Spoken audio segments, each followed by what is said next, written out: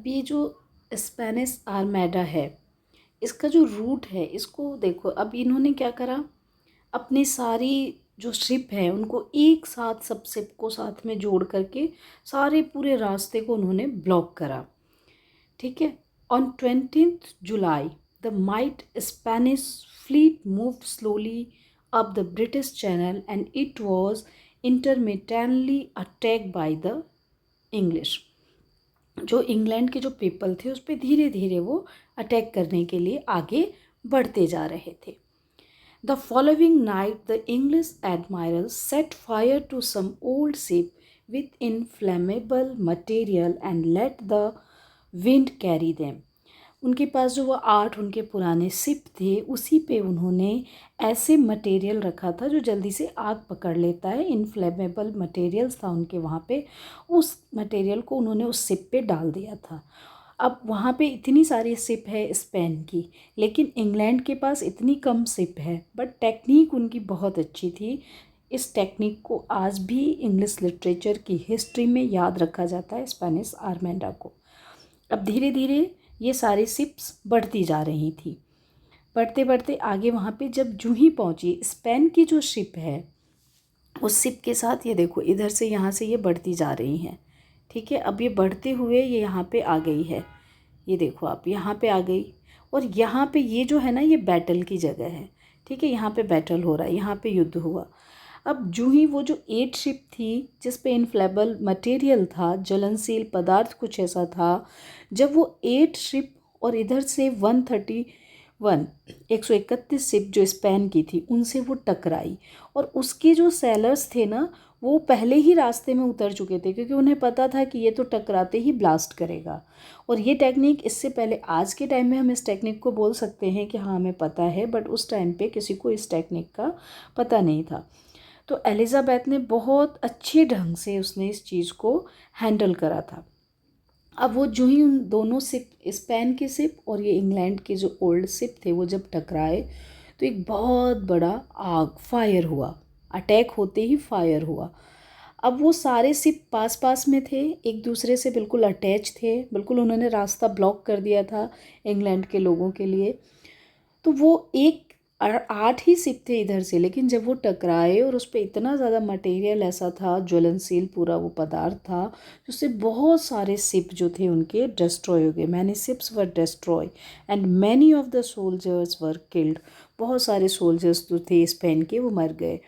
अब आप ये देखो कि इनके तो, ये देखो आप, ये बहुत बड़ा आग का बर्निंग स्पेनिश आर्मेंडा, ये देखो आप, इस तरह से हुआ। इधर से ये शिप जा रही है और ये स्पेन की शिप है। तो इतना बड़ा आग और इतनी बड़ी हानि हुई उनके स्पेन की, वो सोच ही नहीं सकते थे। अब वो लोग ये सोच रहे थे कि हम क्या करें, but Spain manage to return with half of their ship. अब वो सोच रहा था जो उसकी आधी शिप्स जो बची हुई थी, क्योंकि उस एक शिप के साथ इतनी सारी शिप जुड़ी थी, धीरे धीरे वो ब्लास्ट होता गया और बहुत सारी शिप सेलर्स उसके वहीं पे डाई हो गए, मर गए। तो अब वो सोच रहा था कि हम क्या करें, हम रिटर्न हुए। तो अब रिटर्न होने में भी उन्होंने क्या करा, जिधर से वो गए थे, इस रास्ते से गए थे, तो इधर से ही उनको वापस आना चाहिए था, वो इधर से वापस नहीं आए। और उन्होंने रिटर्न होने का रास्ता, ये देखो इधर नॉर्थ की तरफ से ही रिटर्न हुए। ये आप देखो, ये अटलांटिक ओशियन की तरफ से, इस नॉर्थ की तरफ से ये रिटर्न हुए। अब ये यहाँ से नॉर्थ सी से, यहाँ से स्टार्ट हुए।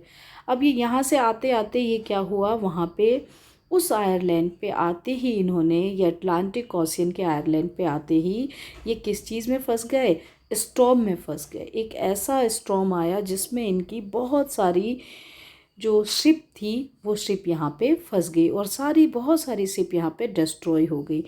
अब ये जो था, ये एक बहुत बड़ी विक्ट्री थी इंग्लैंड के लिए, ये बहुत बड़ी विक्ट्री थी। किसी ने भी नहीं सोचा था कि इंग्लैंड इस तरह से जीत जाएगा। अब ये जो विक्ट्री थी, ये किसकी टेक्निक से हुआ, एलिजाबेथ के सोचने थी। The English channel then to the invisible armada was scattered all over the sea. पूरे उसमें फैल गए थे वो। अब ये जैसे चाह रहे थे ना कि हम, अब जैसे उनको ऊपर बहुत सारा फायर हुआ, आग बहुत सारी जली, तो ये ओपन सी में जाना चाह रहे थे, बट ओपन सी में भी वो जा ही नहीं पा रहे थे। कुछ रिटर्न होना चाह रहे थे, वो भी रिटर्न नहीं होना चाह रहे थे। रिटर्न होने का उन्होंने रास्ता भी जो है वो गलत चूज कर लिया था, तो वो रास्ता भी उनका गलत हो गया। Spanish were proud of their might invisible armada, उस पर बहुत प्राउड था उनको कि उनका जो ये आर्मेडा है तो ये तो इंग्लैंड को अभी अटैक करेंगे और इंग्लैंड को ख़त्म कर देंगे। But their pride was humbled by English, पर इंग्लिश लोग जो थे उन लोगों के द्वारा उसके प्राइड को ख़त्म कर दिया गया और ये एक ग्रेट विक्ट्री थी इंग्लैंड के लिए। तो इस स्पेनिश आर्मेडा के रूट को और इन सारी चीज़ों को हम जानेंगे। इसके आगे England victory against the Spanish Armada in 1588 is considered one of the greatest military victories in English history. English history के अंदर ये बहुत बड़ी विक्ट्री थी। एलिजाबेथ जो थी उसका एक मोटो था, आई सी बट से नथिंग, ये उसका एक मोटो था। हमेशा वो इस मोटो पे चलती थी कि मैं देखती सब कुछ हूँ पर कहती कुछ नहीं हूँ। This victory associate with queen Elizabeth made England a super power, England को एलिजाबेथ ने एक सुपर पावर के रूप में बना दिया था इस विक्ट्री के बाद। अब नेक्स्ट जो हमारी वीडियो आएगी उसमें हम पढ़ेंगे इसके इम्पोर्टेंट्स राइटर एलिजाबेथ टाइम्स के कैरेक्टरिस्टिक्स को, उसके फीचर्स को, इसके एलिजाबेथन टाइम पे जो लाइफ में जो चेंजेस आए, लाइफ एक्सपेक्टेंसी क्या थी, उन सारी चीज़ों को हम पढ़ेंगे। उसके बाद हम इम्पोर्टेंट राइटर्स और उनके वर्क्स को पढ़ेंगे, यूनिवर्सिटी विट्स को पढ़ेंगे। आगे इन सारी चीज़ों को हम इसमें कवर करेंगे। Enough for today, rest for tomorrow.